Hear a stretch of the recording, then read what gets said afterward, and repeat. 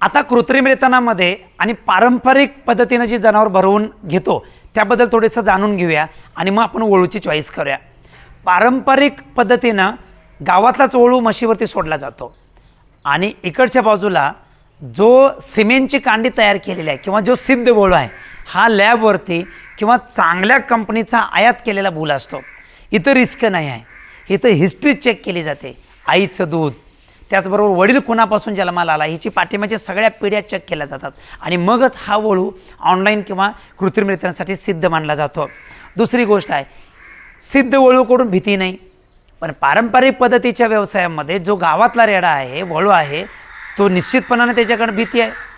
दुसरी गोष्ट आहे, इकडं दूध किती देईल याचा अंदाज नाही आणि इकडच्या बाजूला दूध मात्र हमखास तिथंपर्यंत पोचायची हमी आहे, आजाराला बळी पडणार नाही आणि पिढ्या पुढच्या बऱ्याचशा पिढ्या आपल्याला चांगल्या ब्लड लाईननं पुढं जाता येईल। हा फरक आहे गावातल्या वळूचा, म्हणजे पारंपरिक वळूचा आणि सिद्ध वळूचा, हा फरक आहे।